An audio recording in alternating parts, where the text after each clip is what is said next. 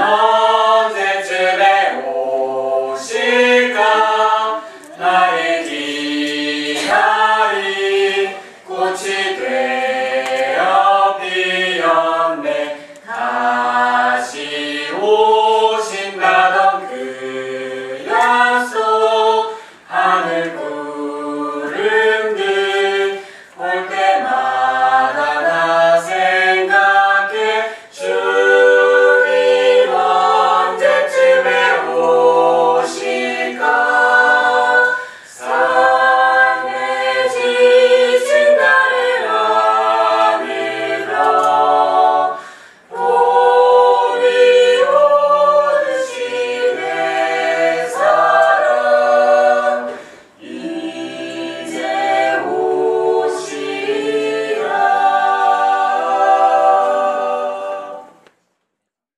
예수님께서 성전을 떠나서 가실 때에 그분의 제자들이 성전의 건물들을 보여드리려고 그분께 나오매 예수님께서 그들에게 이르시되 너희가 이 모든 것을 보지 아니하느냐. 진실로 내가 너희에게 이르노니 여기서 돌 하나도 다른 돌 위에 남지 아니하고 다 무너지리라 하시니라.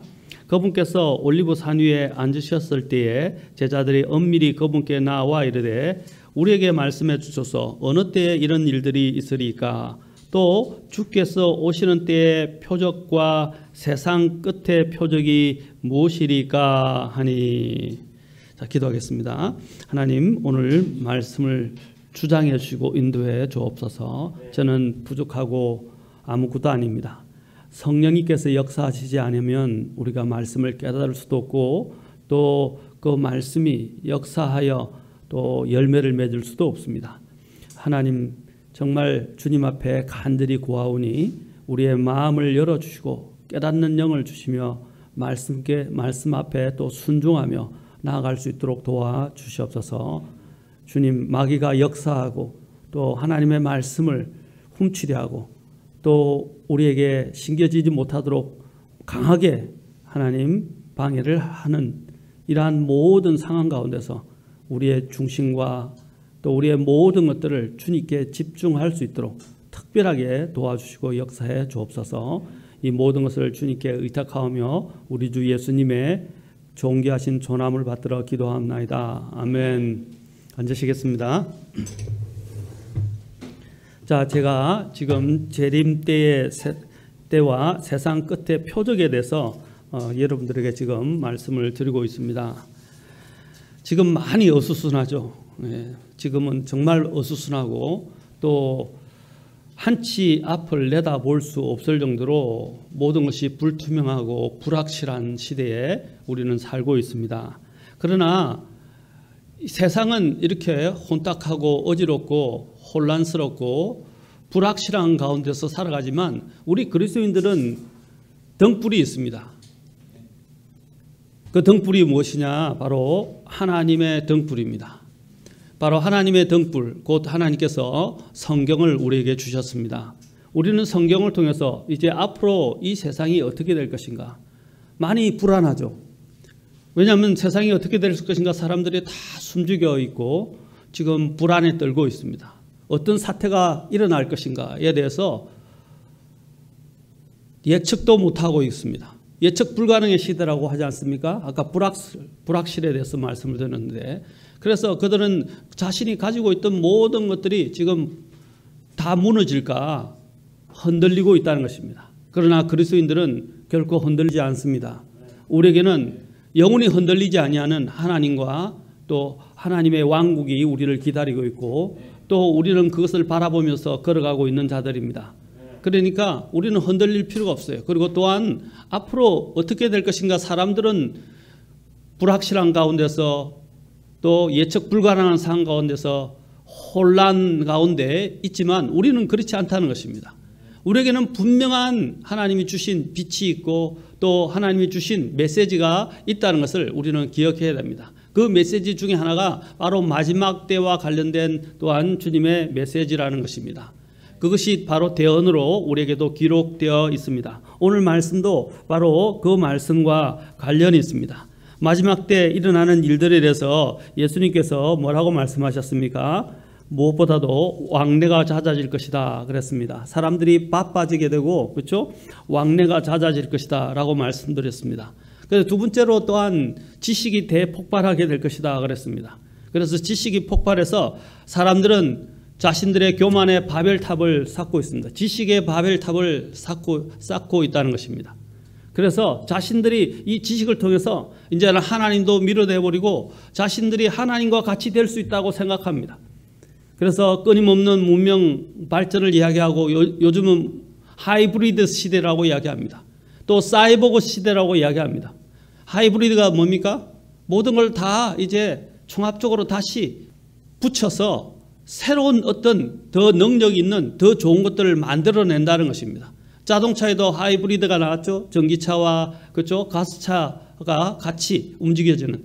지금 사람들도 이제 사이보그 같은 인간, 바로 또 사이보그 같은 또 하이브리드 인간을 만든다고 합니다. 이것은 하나님의 영역을 침범하는 인간의 이런 바벨탑을 쌓는 것입니다. 하나님이 그들에게 주신 지식을 가지고 이제는 하나님을 대적합니다. 유전자를 조작하고, 그렇죠? 유전자를 조작하고 또 사람들 속에 이런 모든 것들을 바꾸고 심지어는 DNA까지 바꾸려고 합니다. 바로 이것이 지식이 하나님을 더 경외하고 하나님을 더 두려워하게 하기보다는 오히려 하나님을 더 대적하는 방향으로 나아가고 있다는 것입니다. 바로 이 지식이 증가할 것이다 라고 주님께서는 말씀하고 계십니다. 그리고 또한 마지막 때 표적 중에 하나가 무엇입니까? 종교적 표적이 있을 것이다. 종교적 표적이 바로 먼저 가장 종교적 표적 중에 하나가 무엇입니까? 많은 사람들을 속이는 일과 함께 이제 거짓 대언자들과 적그리스도들이 나타나게 될 것이라고 말씀하셨습니다. 바로 그와 더불어서 배교하는 일들이 일어난다라고 말씀드렸습니다. 곳곳에서 배교가 무엇입니까? 믿음에서 떠나는 것입니다. 그리고 타락하는 것입니다. 하나님을 등지고 하나님을 밀어내고 나아가는 것입니다. 아까 바벨탑을 쌓는다고 그랬는데 그것이 일종의 다 배교입니다. 하나님을 떠나는 일들이 이제는 아무렇지 않게 생각합니다. 사람들은 오만 핑계를 댑니다. 갖가지 핑계를 대면서 하나님 섬기기를 거부합니다. 하나님부터 점점 멀어져 갑니다. 지금도 보십시오. 사람들의 지금 형태가 된 코로나로 인해서 그 코로나의 그 원흉을 교회라고 이야기합니다. 그리고 기독교를 대적하고 핍박합니다. 다른 어떤 것들을 대적하기보다는 워낙 기독교에 대해서 반발감을 갖게 되고 자꾸 언론들이 그렇게 몰아가고 기독교를 대적하도록 만듭니다. 여러분 뒤에 나중에 제가 다루겠지만 이것은 나중에 대대적인 기독교 핍박으로 이어지게 될 것입니다. 그것을 성경이 오늘 본문의 뒤에 나오고 있습니다. 점점 교회 시대를 통해서 하나님을 참으로 경배하는 일에서 또한 점점 멀어지게 될 것입니다. 특히 예수님께서 재림하시기 직전에는 엄청난 배도가 일어나게 될 것에 대해서 성경은 대언을 하고 있습니다. 그 대언 중에 하나가 무엇입니까? 그 대언을 이루기 위해서 시작되는 것이 바로 속이는 일들입니다. 지금도 가짜 뉴스들이 판을 치고 있는데 오히려 국민들을 보호해야 될 정부가 가짜 뉴스를 퍼뜨리고 가짜 뉴스로 사람들을 속이고 가짜 뉴스로 자신들의 정권을 유지하려고 이렇게 하고 있습니다. 지금 미국에서 일어나는 부정선거, 한국에서 일어난 부정선거는 쌍둥이와 같은 모습을 보이고 있습니다. 그 뒤에는 또 다른 세력들이 있습니다. 공산주의와 같은 세력들이 그 뒤에서 모든 것을 조정하고 움직이고 있습니다. 여러분 이 부정선거, 민주주의의 가장 꽃이라고 이야기하는 이 선거가 부정이 되고 사기 조작을 하게 돼서 일어난다는 것은 상상도 할 수 없는 것이고 자유민주주의로 이루어졌던 그 정부 체제, 그 체제를 완전히 뒤엎는 것입니다. 이것은 희대의 최고의 사건이라고 이야기할 수 있습니다. 그런데 사람들은 거기에 대해서 요즘은 전혀 생각이 없죠. 거기에 대해서 민감하지도 않습니다. 그것들이 무엇입니까? 아까 성경에서 제가 말씀드린 것처럼 바로 거짓과 속이는 일들이 일어나게 됩니다. 이제 사람들은 거짓에 길들여지기 시작합니다. 전에도 말씀드렸지만 하도 거짓의 말이 노출되면 사람들은 거짓을 진실로 믿게 되고 또 거짓에 대해서 거짓에 대해서 어떻게 됩니까?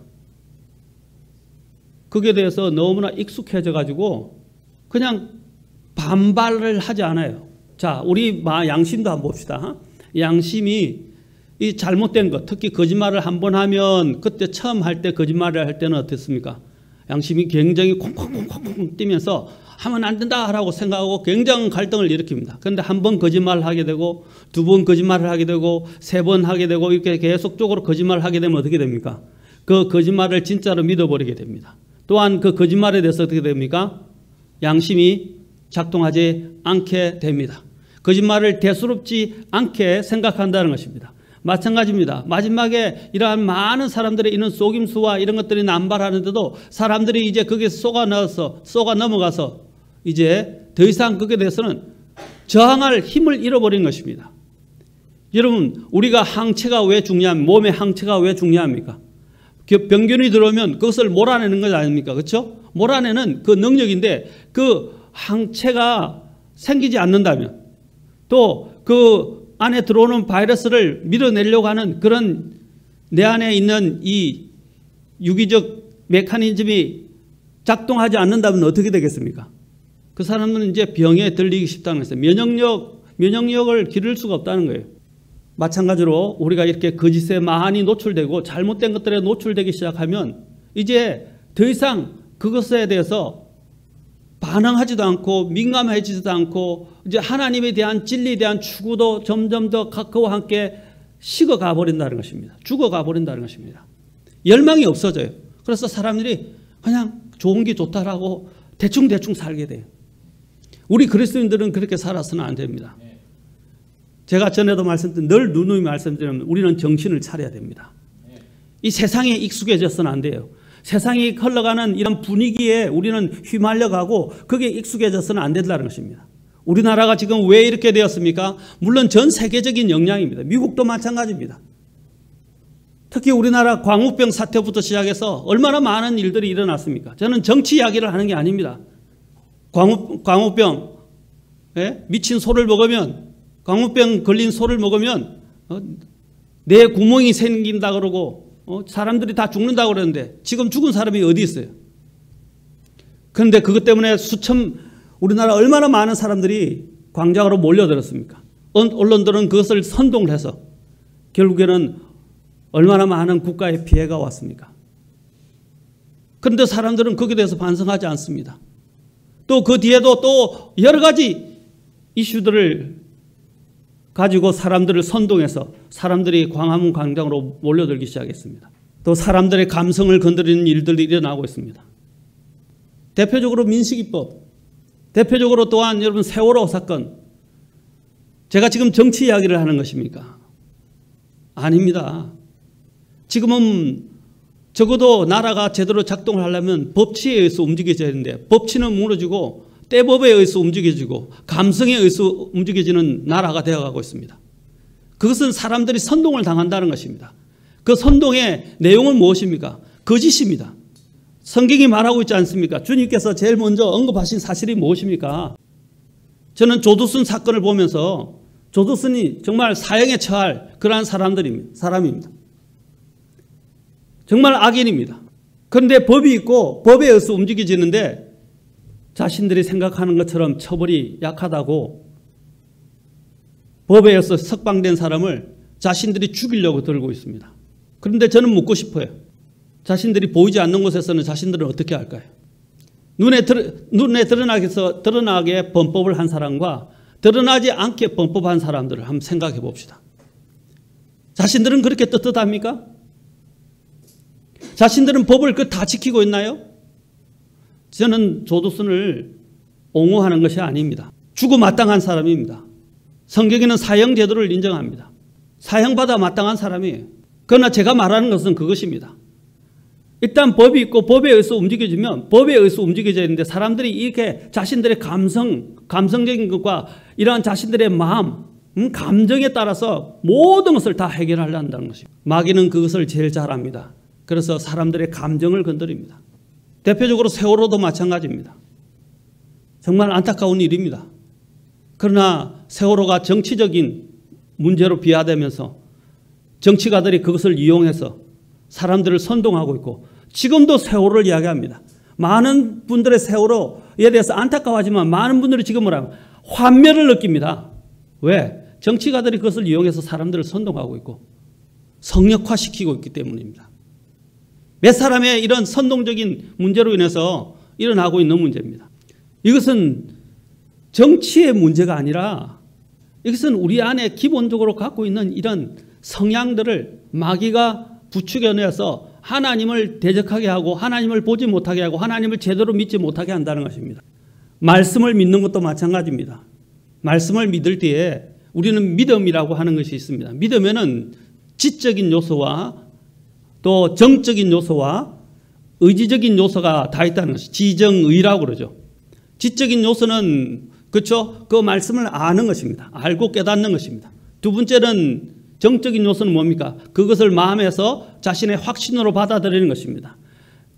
마지막에 그죠? 지정의라고 하는데 의지적인 요소는 무엇입니까? 이제 그것을 내가 알고 마음으로 확신했다면 그것에 어떻게 하면 그것에 따라서 움직이거나 그것에 내 자신을 맡기는 것입니다. 이런 세 가지가 있어야 믿음이 되는 거예요. 믿음은 감정에 의해서 움직이는 게 아닙니다. 그런데 사람들이 감정적으로 믿음 생활을 한단 말입니다. 오늘날 교회가 무너지게 된 이유도 그것입니다. 오늘날 사회가 무너지게 된 이유도 그것입니다.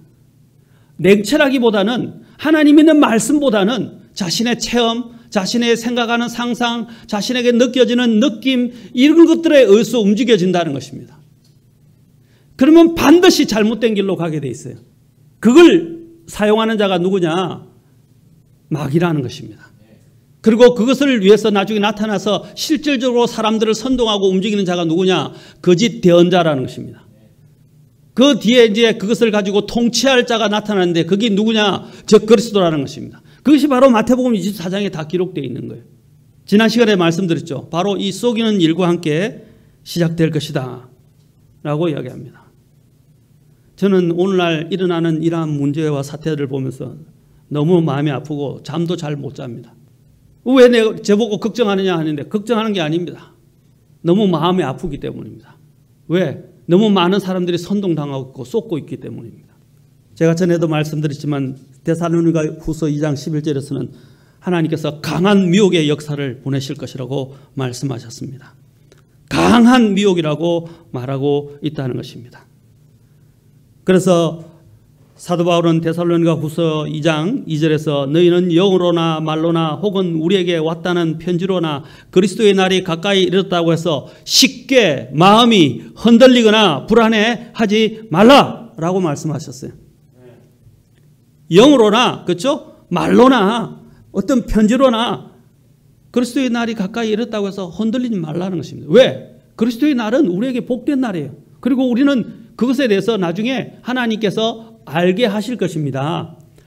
여러분 노아의 홍수가 있게 됐을 때, 노아의 멸망이 임하게 됐을 때, 그렇죠? 어떤 일들이 일어났습니까? 하나님께서는 이제 노아의 때가 돼서 노아에게 방주로 들어오라, 방주를 지어라고 말씀하시고 난 다음에 방주로 들어오라 바로 7일 전에 말씀하셨어요. 그래서 데살로니가 전서 5장에서는 뭐라고 그랬습니까? 5장 1절부터 보십시오. 그러나 형제들아 그 때와 그 시기에 관하여는 내가 너희에게 쓸 필요가 없나니. 왜 쓸 필요가 없다고 그랬을까요? 자, 2절 주의 날이 밤에 도둑같이 이르는 줄을 너희 자신이 완전히 아느니라. 자, 주의 날은 도둑같이 이르는데, 자, 근데 우리는 어떻게 합니까? 4절에 보면 4절에 그러나 형제들아 너희는 어둠 속에 있지 아니한즉 그 날이 도둑같이 너희를 덮치지 못하리라. 아멘. 때가 되면요 우리는 알게 됩니다. 깨닫게 될 거예요. 하나님이 말씀을 대언을 통해서나 또 우리 안에 성령님께서 이제 때가 되었으니까 준비하게 해 주실 것이라고 저는 믿습니다. 그러나 이것은 깨어있는 사람에 대해서입니다. 왜? 아까 앞에 보면 깨어있는 것에 대해서 이야기하거든요. 그래서 뭐라고 그래요? 그 뒤에도 말합니다. 자, 너희는 다 빛의 자녀요 낮의 자녀니라. 우리는 밤이나 어둠에 속하지 아니하니 그러므로 우리는 다른 사람들처럼 뭐라고 그랬어요? 잠자지 말고 오직 깨어 정신을 차리라. 자, 그리스도인들도 잠자는 자들과 깨어있는 자들이 있다고 말했습니다. 잠자는 자들에게는 도둑같이 그들에게 임하게 될 것이지만 깨어있는 자들에게는 도둑같이 임하지 않을 것입니다. 그래서 8절에 7, 8절에서 잠자는 자들은 밤에 자고 술 취하는 자들은 밤에 취하느니라. 그러나 낮에 속한 우리는 정신을 차려 믿음과 사랑의 흉갑을 입고 구원의 소망을 투구로 쓰자. 우리는 낮에 속한 사람처럼 정신을 차리고 있습니다. 낮에 직장에 갔는데 자고 있으면 되겠습니까? 안 되죠. 깨어 있어야죠. 오늘 마찬가지로 우리도 지금 낮에 있는 것입니다. 우리 그리스도인들은 낮에 속해 있어요. 낮에 속해 있다는 것은 깨어 있는 거예요. 그런데 아까 낮에 자고 있는 사람들은 물론 특수한 그런 경우를 말하는 게 아니라 보통적으로 이야기하는 것입니다. 일반적으로 낮에 자고 있다는 것은 문제가 있는 거예요. 그와 마찬가지로 우리도 영적으로 지금은 잘 때가 아니라는 것입니다. 깨어 있어야 된다. 그런데 많은 사람들이 이 세상의 잠에 취해 있다는 것입니다. 이 세상이 주는 마약 같은 이런 많은 선동과 거짓들과 이런 잘못된 것들에 의해서 사람들이 다 이게 마치 술을 먹어서 술에 의해서 그 사람이 자기가 자신을 가누지 못하게 되고 잠에 떨어지는 것처럼 많은 사람들이 이 세상에서 오는 수많은 것들에 의해서 취해버렸다는 사실입니다. 에베소서 5장에서는 뭐라고 했습니까? 술 취하지 말라. 이는 방탕한 것이니 오직 성령님으로 충만하라 말씀하셨어요. 술은 그때 세상을 대변한다고 말했습니다. 바로 이 세상의 누룩에 취해버리는 것입니다. 누룩에 취해버리는 것이에요. 그래서 깨닫지를 못하는 거예요. 그래서 주님은 뭐라고 하셨습니까? 지금 계속해서 여기서 말씀하십니다. 정신을 차리고 깨어 있으라 라는 것입니다. 오늘 지금은 여러분 감성에 따라서 움직임 하십시오. 우리의 감정은 올 수도 있고 안 올 수도 있어요. 우리는 감정보다 믿음으로 사는 사람입니다. 믿음의 첫 번째 지표는 무엇입니까? 하나님의 말씀입니다. 말씀에 집중하라는 것입니다. 그리고 말씀이 무엇을 말하는지 보라는 것입니다. 그리고 말씀을 내 안에 취하라는 것입니다. 그리고 그 말씀에 의해서 인도함을 받으라는 것입니다. 그냥 느낌이 아니에요. 아, 이렇구나 하고 자신이 느껴지고 상상하는 것에서 움직이는 것이 아닙니다. 그래서 우리는 매일 말씀의 인도함을 받을 필요가 있습니다. 그래야 쏙지 않게 된다는 것입니다. 그 다음에 또 어떤 일이 있습니까? 아까 말씀드린 종교적인 문제로 인해서 쏘기는 일들이 있을 것이다 라고 말했습니다. 그 다음에 주님께서 마태복음에서 24장 많은 사람이 내 이름으로 와서 내가 그리스도라 하며 많은 사람을 쏘기리라. 자, 이게 그냥 거짓된 선동에서 이제 어디로 가게 됩니까? 그 목표가 하나님 그리스도를 믿지 않고 저 그리스도를 받아들이러 몰아간다는 거예요. 지금 백신의 문제도 마찬가지입니다. 지금 백신에 대해서도 거짓말을 하고 있죠. 백신이 확보됐다고 했는데 확보 안 된 거로 드러났죠. 6절에 보니까 이제 어떤 일이 일어납니까? 또 너희가 전쟁들과 전쟁들의 소문을 들을 터이나 주의하여 불안해하지 말라. 주님은 계속해서 우리에게는 불안해하지 말라라고 말씀하시죠. 이 모든 일이 반드시 일어나야 하되 아직 끝은 아니니라. 자, 여러분 이것은 뭐냐? 아까 종교적인 문제에 대해서 말했습니다. 이제는 어떤 문제냐? 국가적인 이런 표적들이 일어나고 징조들이 일어난다는 것입니다. 국가적 표적들 중에 하나가 무엇입니까?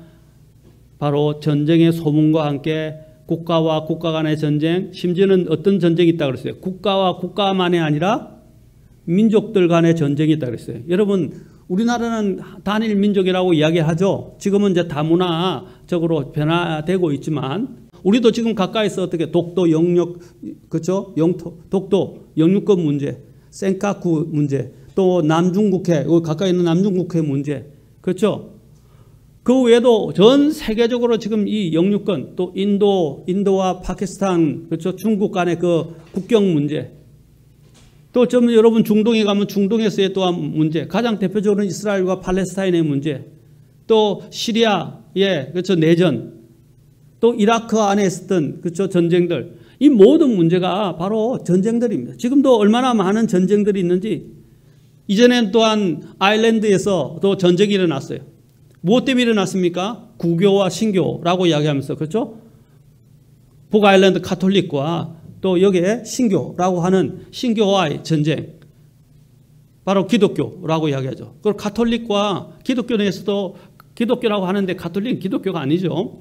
그 가톨릭과 하여튼 개신교 간의 이런 분쟁이 지금 영국에서도 일어났던 것입니다. 그것을 북아일랜드 전쟁이라고 이야기합니다.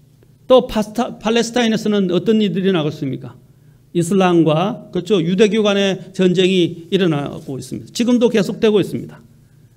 또 역사에서 유명한 전쟁 중에 하나가, 분쟁 중에 하나가 카슈미르 분쟁입니다. 카슈미르 분쟁은 무엇입니까? 인도 국경에서 일어난 것입니다. 인도와 파키스탄과 중국이 거기에 다 몰려 있죠. 그렇죠? 그것은 또한 종교 문제입니다. 이슬람교와 힌두교의 대립입니다. 스리랑카 분쟁도 있습니다. 그것은 힌두교와 또한 불교의 분쟁입니다. 발칸 분쟁이 있습니다. 그것은 그리스도 정교회와 이슬람교와 구교, 가톨릭과의 또한 분쟁입니다.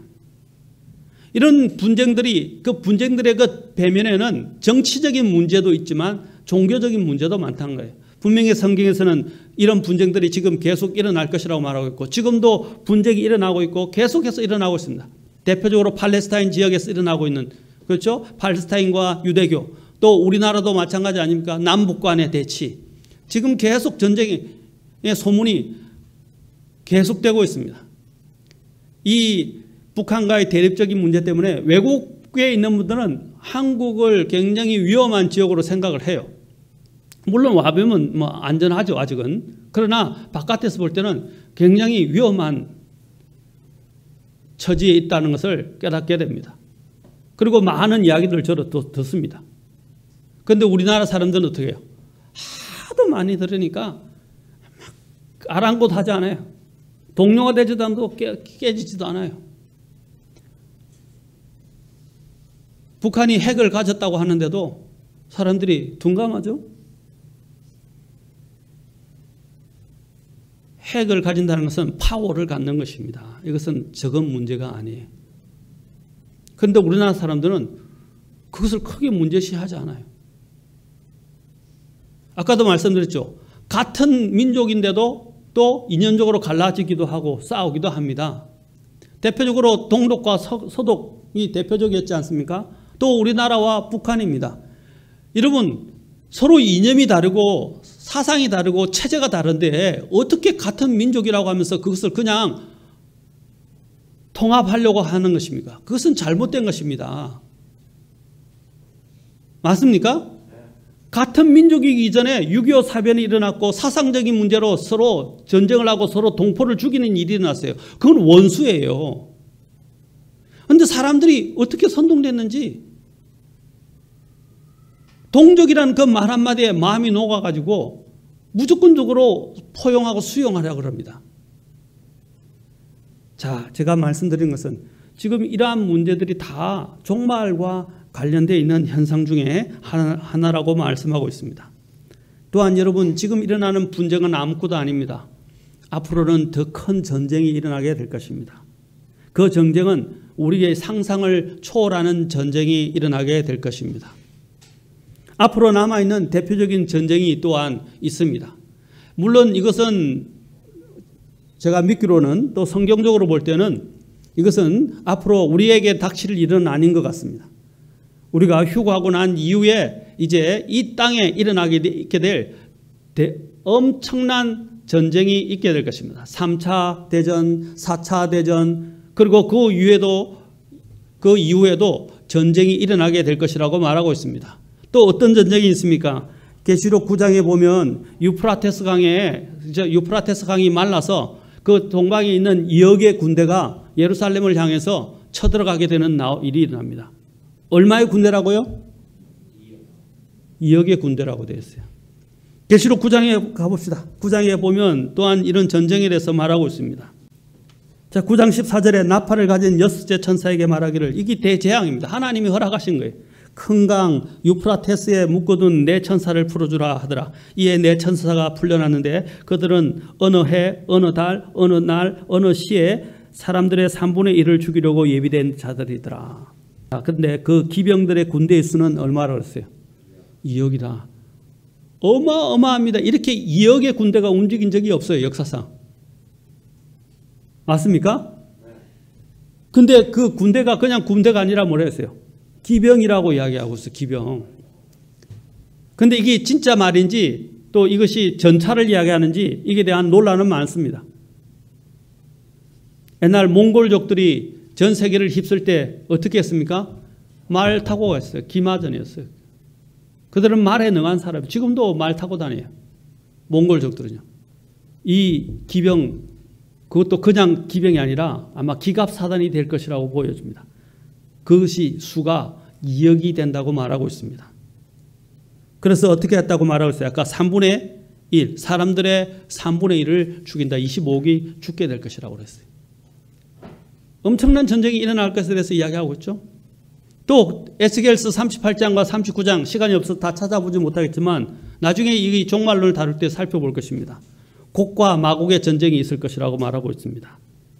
그래서 그 곡과 마곡의 전쟁에서 여기 보면 38장 2절에 내 얼굴을 곡과 마곡 땅과 메색과 두발의 최고 통치자를 향해 고정하고 그를 대적하여 대언하며 라고 말하고 있어요. 그래서 메색과 두발의 최고 통치자를 곡이라고 부르고 있습니다. 그런데 거기에 합류한 자들이 누구냐? 페르시아.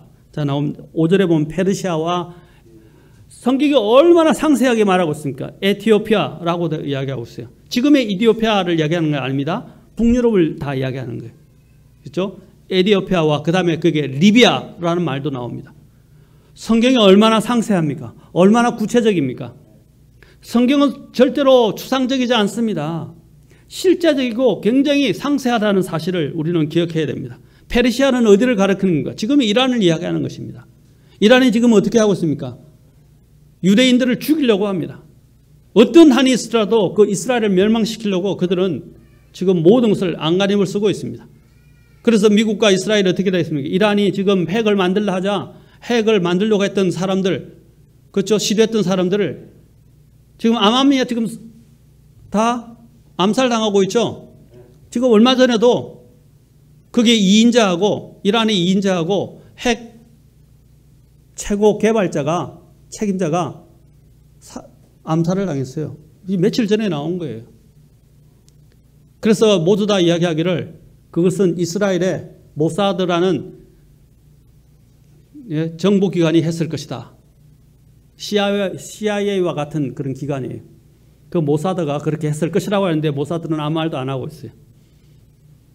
이것은 정치가 아니에요. 지금 정치를 이야기하는 것 같은데 정치가 아니라는 것입니다. 바로 이와 같은 일들이 실제로 있을 것이라고 그랬어요. 이들이 어떻게 합니까?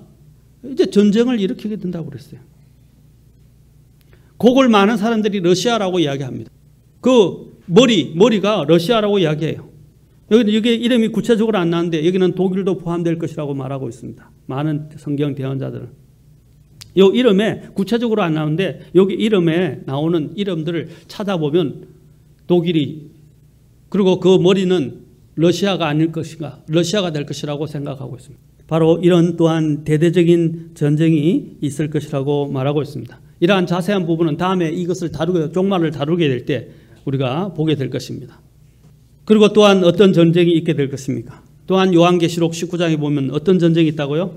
그 이런 아마겟돈 전쟁이 있을 것이라고 그럽니다. 그것은 바로 주님이 이제 재림하시는 것과 관련해서 대대적인 전쟁이 있을 것입니다. 주님이 재림하시는데 그냥 눈에 보이는 전쟁이 아니라 이제 그 눈에 보이지 않던 것이 눈에 보이는 전쟁으로 이 땅에 예수님이 재림하시면서 주님을 대적하는 모든 자들을 살육할 것입니다. 엄청난 살육이 일어날 것이에요. 그 살육으로 인해서 계시록 19장의 묘사를 보면 그 피가 어디까지 이르다고 했어요? 말 고삐까지 찼다고 그랬어요. 말 고삐 알죠? 말 고삐. 말이 얼마나 키가 큽니까? 그렇죠? 그러면 이야기한다면 말고삐라고 그런다면 아마 저의 가슴 정도까지 피가 차오를 거라고 그래요. 사람들의 피가 그까지 차오른다고 그랬어요. 제가 왜 이렇게 이야기하느냐? 앞으로도 더 엄청난 전쟁이 일어날 것이라고 말하고 있습니다. 전쟁의 소문뿐 아니라 전쟁으로 인해서 민족이 민족을, 그다음 국가가 국가를 대적하는 일들이 일어날 것임을 성경은 분명하게 이야기했고, 또 성경은 어떤 전쟁들이 있을 것인가 지금 분명히 또 말씀하고 있습니다. 그리고 그들은 이스라엘과 연합군과 또한 전쟁을 하게 될 것입니다. 그러나 하나님은 그 이스라엘을 지키실 것입니다. 자, 이것을 이야기하면 정치적입니까? 아닙니다. 성경 자체가 정치를 이야기하고 있어요. 정치는 무엇을 이야기합니까? 앞으로 이 세상이 어떻게 될 것인가를 우리에게 보여주는 하나의 표적입니다. 우리는 그것을 보면서 때가 다 됐구나 하는 것을 우리는 깨달아 알아야 합니다. 지금도 일어나는 모든 이런 분쟁과 전쟁들은 다 이제 점점 그 횟수가 많아지고 잦아지고 있잖아요. 그것은 뭘 가르쳐 주는 것인가? 주님이 오실 때가 다 돼간다. 또한 이제 더 나아가서 어떤 일들이 있을 것이라고 말하고 있습니까? 전쟁과 더불어서 다섯 번째, 자연의 표적들이 있을 것이다. 자연 재해의 재앙의 표적들이 있을 것이라고 말하고 있습니다. 24장 7절에서 말씀하고 있습니다. 24장 7절을 보십시오.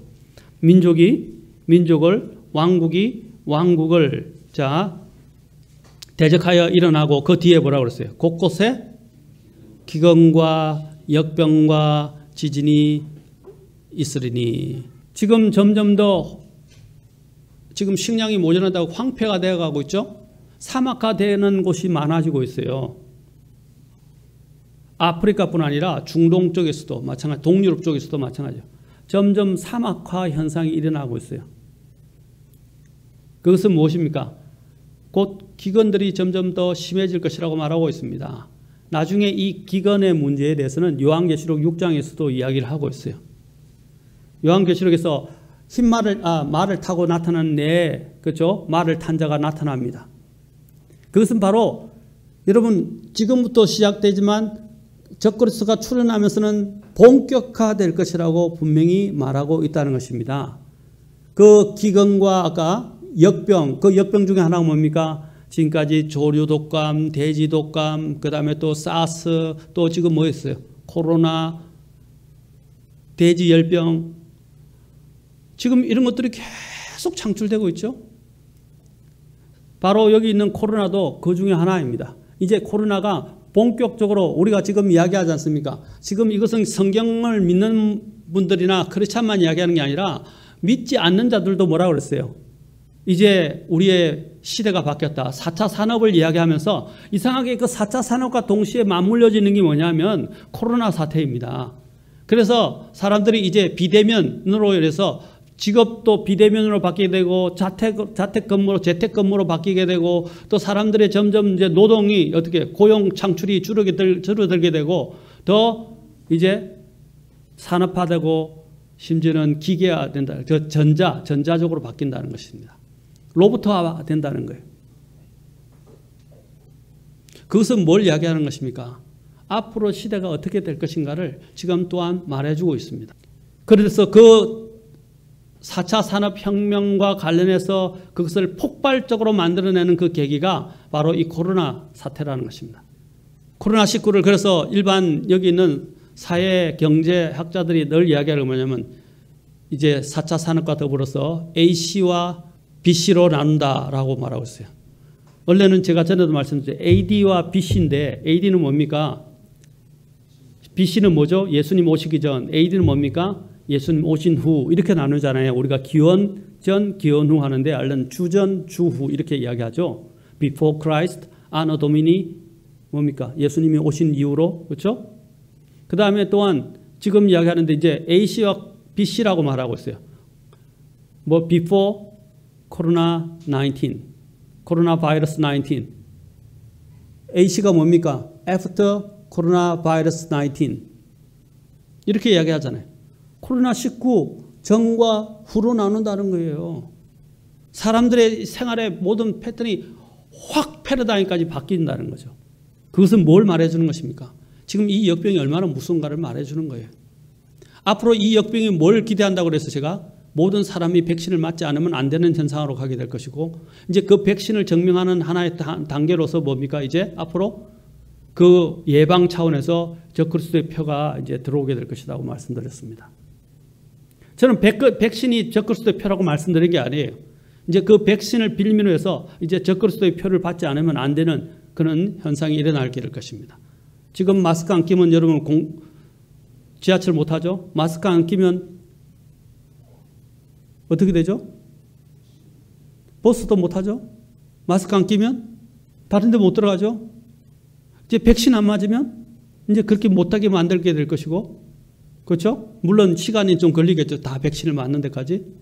이제 그 백신과 관련해서 더 강화된 하나의 백신과 예방책으로서 뭐가 나올 것인가? 우리는 예측할 수 있다는 거죠. 여러분, 제가 이렇게 말씀드리면 여러분 다 앞서서 말씀을 공부하고 이 모든 것들을 보고 기도하면서 준비하는 거예요. 깨어 있어야 한다는 것입니다.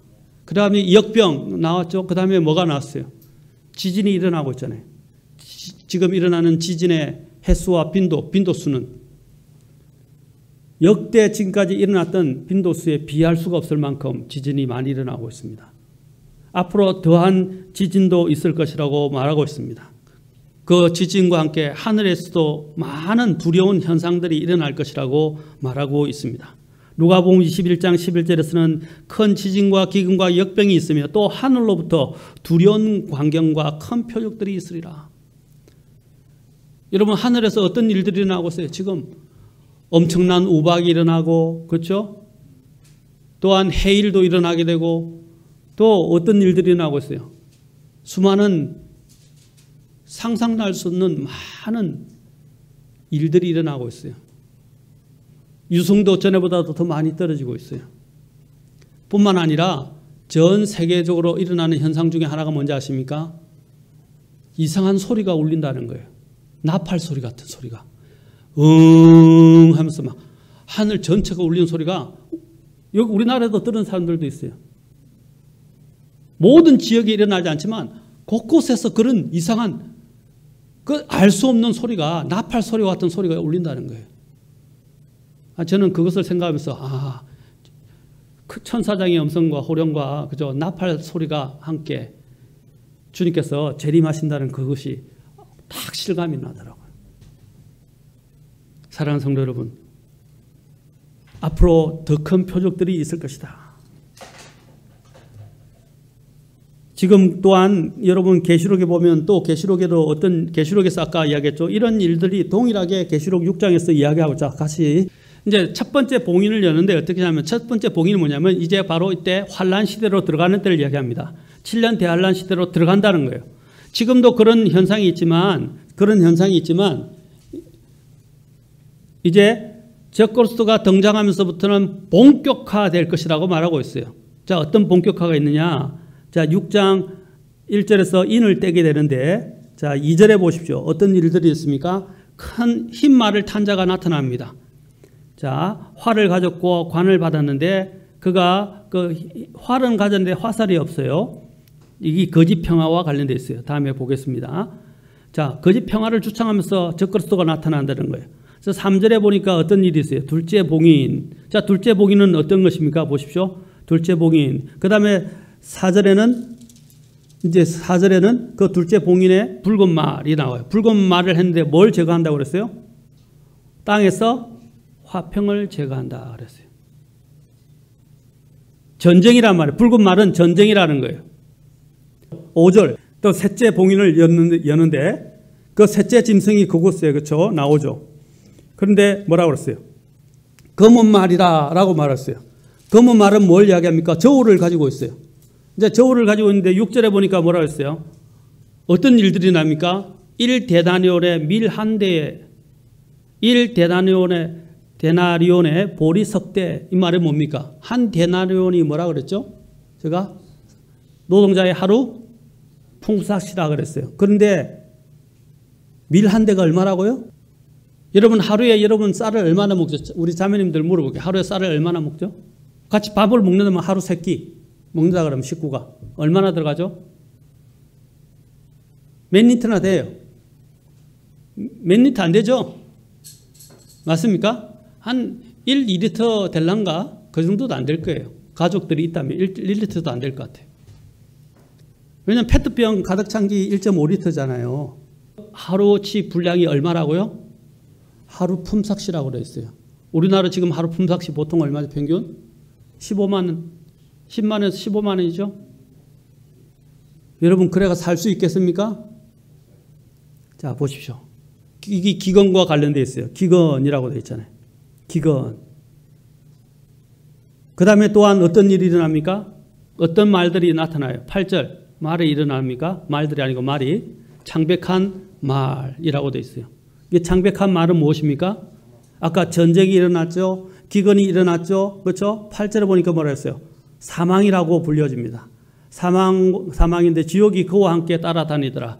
그들이 땅에 4분의 1을 다스릴 권능을 받아. 자 보십시오. 뭐가 났어요? 기근 나오죠. 칼과 전쟁, 굶주림, 또 뭐라고 그랬어요? 기근, 그 다음에 죽음, 사망과 땅의 진성들도 죽이더라. 성경이 얼마나 정확한지 모릅니다. 이야기하고 있죠. 아까 주님이 말씀하셨죠. 뭐라고 그랬어요? 전쟁과 역병과 기근, 계시록이 그대로 이야기하고 있잖아요. 앞으로 적그리스도가 나타나면 본격적으로 시작될 것이다 그랬어요. 그런데 예수님께서는 마태복음 24장에서는 아직 본격화 안 됐다 그랬어요. 이 모든 것은 고통의 시작에 불과하다고 말씀하고 있어요. 지금 말하는 거. 아직 본격적으로 시작 안 됐다는 거예요. 그런데 감사한 건 뭡니까? 본격화 될 때는 우리를 어디로 가요? 요한계시록 6장에 뭐래요? 적그리스도 등장하는데 적그리스도가 등장하기 전에 우리는 하늘로 가잖아요. 네. 맞습니까? 네. 본격화하기 되기 전에 우리는 하늘로 간단 말입니다. 그런데 지금 아직 이제 우리는 시작도 안 했어요. 이제 시작이 될 것입니다. 이제 여러분 그런 현상들이 나면 뭘 봐야 됩니까? 아까 계시록 24장 처음에 뭐라고 그랬어요? 주님이 여기 뭐라고 했어요? 주님이 오시는 때의 표적과 세상 끝의 표적이 무엇이리까? 라고 제자들이 물었어요. 그러자 주님이 지금 말씀하신 거예요. 주님이 오시는 때가 가까웠다. 세상 끝이 다 됐다라는 것을 우리에게 말씀해 주시는 것입니다. 아멘? 네. 여러분 코로나를 보면서 코로나에 막 정신을 팔리지 마시고 코로나는 이제 주님 오실 때가 다 됐다는 걸 나에게 말해 주는 거구나. 여러분 또한 다른 분들이 이야기하는데 코로나 뒤에 또 다른 더 큰 역병이 있을 것이라고 다들 얘기를 하고 있습니다. 이게 끝이 아니라는 거예요. 지금 이렇게 돼가는 이런 추세가 앞으로 계속될지도 몰라요. 그래서 계속 사람들을 어디로 몰고 가느냐. 아까 백신에 사람들이 목을 매달들도 만들고 그 백신과 함께 사람들의 몸을 예방하도록 만들기 위해서 모든 것들을 사람들을 다 정보를 추적하는 형태로 이제 제가 늘 말씀드린 것처럼 이제 마지막 때를 진짜 향해서 달려가게 될 것입니다. 그래서 코로나 이것 때문에 마음이 무너지고 흔들리고 막 뒤숭생숭할 필요가 없다는 거예요. 또 좀 영국부터 시작해서 유럽과 여러 나라들은 어떻게 이야기했습니까? 어떻게 했습니까? 이 코로나 백신 감기보다 못한 것 같고 감기가 똑같은 것 같아. 라고 해가지고 어떻게 했어요? 그냥 해제시켜버렸어요. 지금 유럽에서도 해제시켜버렸어요. 그냥 마음대로 하라, 국민들. 옛날에 흑사병이 돌 때도요, 이렇게 종교 탄압은 안 했어요. 기독교 탄압은 안 했어요. 더 가서 교회에서 기도하라고 그랬어요. 사람들이. 그런데 지금은 사람들이 겁을 먹어가지고요, 교회도 안 오고, 교회도 못 가게 하려고 이것을 정치적으로 이용하고 있고, 자꾸 사람들을 통제하고 있어요. 통제해야 될 것은 통제 안 하고 교회만 통제하고 있어요. 심지어는 구체적으로 성경도 못 만지게 하고요. 찬송도 못 만지게 해요. 여러분 식당 가면 메뉴판 나오잖아요. 나와요 안 나와요? 점심 식사 밖에서 해야 안 해요? 대부분들 직장 하시는 분들 하죠. 그 메뉴판 봐야 안 봐요? 메뉴판은 공공 물건 아닙니까? 화장실에 있는 휴지부터 시작해서 화장실에 사용하는 그 수건들, 화장실에 있는 것들 다 공공물건 아닙니까? 이 사람들이 생각들이 이상해지고 있어요. 마치 교회만이 문제가 되는 것처럼. 왜냐하면 교회를 대적하고 싫어하는 자들이 그 자리에 앉아서 이제 정책을 펴고 통제하려고 그러기 때문에. 왜? 특히 공산주의가 가장 싫어하는 대적이 누구냐? 바로 교회라는 거예요. 그리스도인들이에요. 왜? 자신들이 불법과 자신들이 하고자 하는 이런 나쁜 일들을 자꾸 반대하는 세력이기 때문입니다. 사랑하는 성도 여러분, 정신을 차립시다. 깨어 있읍시다. 이제 이런 모든 것들은 주님의 때가 다 됐구나. 우리로 하여금 주님이 더 깨어나게 하시려고 하시는 거구나 하고 정신을 차리시기 바랍니다. 그리고 더욱더 기도하시고 믿음의 끈을 놓지 아니하시고 더 주님을 신뢰하시고 주님께 붙어 있기를 축원합니다. 기도하시겠습니다. 주님 예비하신 땅에 나가리라. 주의 왕자 앞으로 가리라. 오직